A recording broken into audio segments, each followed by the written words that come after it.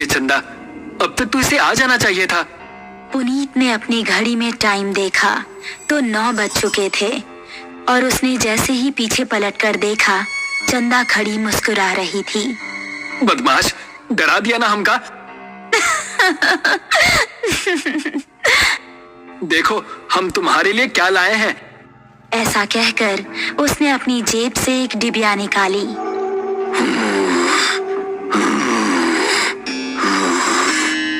तभी उन दोनों को किसी के सांस लेने की भयानक आवाज सुनाई दी। कौन है? ठीक सामने बरगद के पेड़ के नीचे उनको किसी आदमी का अक्स नजर आया। कौन है? सामने आओ। ये सुनकर भी वो आदमी सामने नहीं आया और जोर जोर से सांस लेने लगा। अभी देखते हैं कौन ससुरा है। ये कहकर पुनीत उसके पास जाने लगा। जैसे ही पुनीत उसके पास पहुंचा, उसने भी 2 कदम आगे बढ़ाकर पुनीत का गला पकड़ लिया। उसको देखकर पुनीत और चंदा दोनों का दिल दहल गया। उस आदमी की गर्दन कटी हुई थी और थोड़ी सी खाल में अटकी लटक रही थी। चंदा चिल्लाई और गांव की तरफ ऐसी भागी कि उसने पलटकर नहीं देखा। गांव पहुंची तो उस टाइम पुनीत के पिता घर के बाहर थे। अरे चंदा बिटिया, इतनी डरी हुई काहे लग रही हो? वो पुनीत। चंदा ने हाफते हुए उनको पूरी कहानी सुनाई। पुनीत के पिता ने अपने साथ कुछ आदमियों को लिया और चंदा उन सभी को लेकर उसी जगह पर पहुंच गई। यही जगह थी वो जहां उसने पुनीत को पकड़ा था। उन लोगों ने इधर उधर नजरें घुमाई तो कोई आसपास नजर नहीं आया। तभी चंदा की गर्दन पर ऊपर से कुछ टपका। उसने हाथ लगाकर देखा तो वो खून था। पेड़ की डाली के ऊपर पुनीत की बिना गर्दन की लाश टंगी हुई थी और उससे खून टपक टपक कर नीचे गिर रहा था। शहर से दूर एक छोटा सा गांव सरूपुर।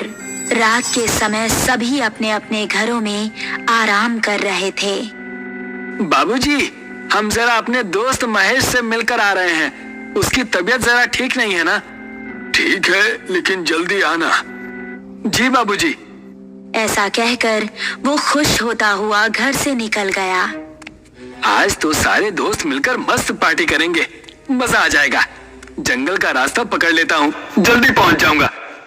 अभी वो जंगल में आगे बढ़ ही रहा था कि पीछे से उसको आवाज आई। अकेले ही पार्टी करने जा रहे हो?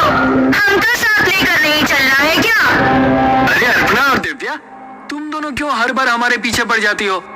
हमको साथ लेकर चलते हो कि बोले अभी तुम्हारे बाबूजी से? अरे नहीं नहीं मेरी माँ, चलो मेरे साथ।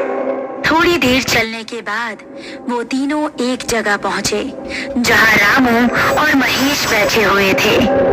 अबे ये क्या, तू फिर से लड़कियों को साथ ले आया? क्या करता है यार, हर बार की तरह इस बार भी धमकाने लगी थी दोनों। अब क्या करें, हम दोनों को भी अब पार्टी की आदत पड़ गई है। चलो थोड़ी सी शराब पी ली जाए। उसने पास ही रखी बोतल खोली और गिलासों में शराब पलटने लगा।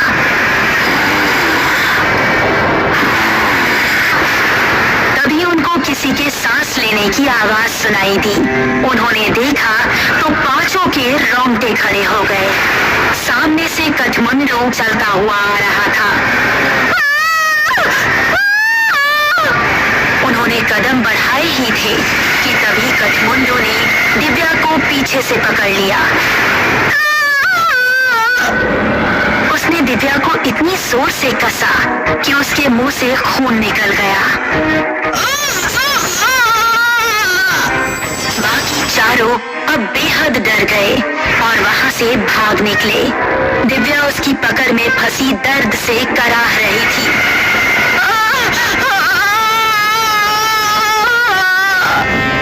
उसने दिव्या को जमीन पर धक्का दिया और उसके ऊपर आ गया।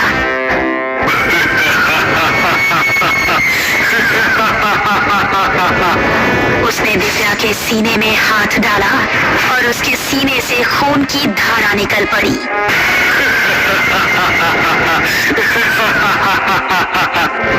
बाकी चारों इतना डर चुके थे कि उनको खबर भी नहीं थी कि वो किस दिशा में भाग रहे हैं। वो काफी देर तक भागते रहे। अब अपर्णा की हालत खराब हो चुकी थी। वो आ जाएगा, रुकने का समय नहीं है। ऐसे कब तक भागते रहेंगे? हम जा कहाँ रहे हैं, कोई बताएगा? हम रास्ता भूल चुके हैं, हमें नहीं पता कि गांव किस तरफ है।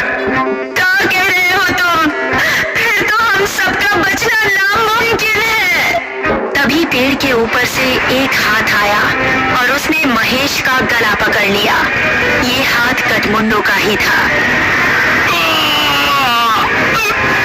राकेश ने महेश का पैर पकड़कर उसे बचाना चाहा, लेकिन कठमुंडू ने उसको पूरी तरह से ऊपर खींच लिया और वो तीनों चिल्लाते हुए वहां से भाग निकले। वो देखो, सामने वो घर, उसके अंदर चलते हैं। वो तीनों एक घर के अंदर घुस गए और राकेश ने जल्दी से दरवाजा बंद कर दिया। तभी कोई जोर जोर से दरवाजा पीटने लगा। तीनों का शरीर इस समय पूरी तरह से कांप रहा था। दरवाजे की धम धम उनके दिल को दहला रही थी। तभी खिड़की से कठमुंडू का एक हाथ अंदर आया और उसने अपर्णा का हाथ पकड़ लिया।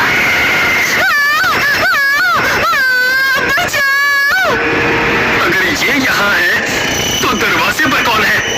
राकेश ने दरवाजा खोला तो सामने गांव के बिरजू काका थे। बिरजू काका जल्दी से अंदर आए।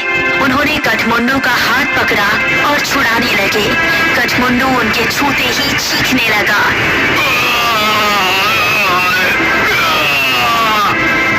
वो चीखता चिल्लाता हुआ वहां से भाग गया। तुम ठीक तो हो अर्पणा? मैं ठीक हूँ, शुक्रिया बिरजू काका। तुम लोग यहाँ करने क्या आए थे, वो भी इस समय? हमसे गलती हो गई बेचू काका, लेकिन ये कौन है और आपको देखते ही वो भाग कैसे गया? ये कठमुंडू है। ये सुनकर वो तीनों एक दूसरे का मुंह देखने लगे। बहुत सालों पहले हमारे गांव में एक डाकू पल्लव सिंह का बड़ा खौफ था। गांव में एक बूढ़ी औरत रहती थी जिसका एक ही बेटा था। उसने धूमधाम से अपने बेटे की शादी की। शादी के अगले ही दिन डाकू पल्लव सिंह ने हमला बोल दिया। उसने पति और पत्नी दोनों को मार डाला और सारे गहने लूट लिए। अपने बेटे और बहू को मरता देख बुढ़िया तड़प उठी। पल्लव सिंह, जिस सोने के लिए तूने मेरा परिवार उजाड़ दिया, यही सोना तेरे लिए अभिशाप बन जाएगा। तू कभी नहीं मरेगा, सिर्फ भटकता रहेगा और इस सोने से हमेशा दूर भागेगा। ये सुनते ही पल्लव सिंह हंसता हुआ वहां से चला गया। कुछ दिन बाद पल्लव सिंह के ही एक आदमी ने उस पर हमला कर दिया। वो उसकी जगह सरदार बनना चाहता था, लेकिन पल्लव सिंह तलवार के हमले से भी नहीं मरा। उसकी गर्दन आधी ही कटी और थोड़ी सी खाल में अटक कर रह गई। उसने अपने सभी साथियों को मार गिराया। उसने अपनी उंगलियों में जितने भी सोने की अंगूठियां पहनी थी वो गर्म होने लगी और उसके हाथ जलने लगे। बुढ़िया का श्राप अब शुरू हो गया था। उसने सभी अंगूठियां उतार फेंकी और जंगल में भाग गया। तब से अब तक वो जंगल में ही रहता है। मेरे छूने से वो इसलिए भाग गया क्योंकि मेरे हाथ में ये सोने का कड़ा है। ये कहानी सुनकर वो तीनों हैरान रह गए। चलो यहाँ से निकलो, वो फिर से आ सकता है। बिरजू काका को रास्ता पता था, इसलिए वो तीनों उनके पीछे पीछे जा रहे थे। जब वो जंगल की सरहद पर आ पहुंचे थे, तभी कठमुंडू वहां आ गया। उसने अपर्णा का पैर पकड़ लिया।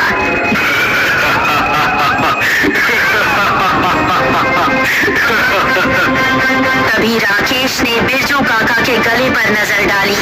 उनके गले में एक सोने की की चेन भी थी।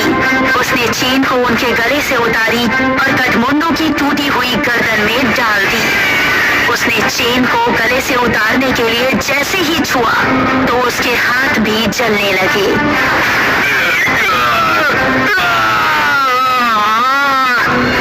वो कहां से भाग निकला।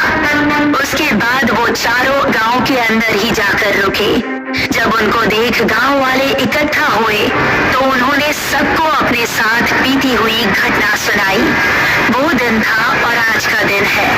गांव के सभी लोग हमेशा अपने साथ सोने की कोई ना कोई चीज जरूर रखते हैं और अभी भी उनको जंगल में कहीं ना कहीं कठमुंडू नजर आता ही रहता है।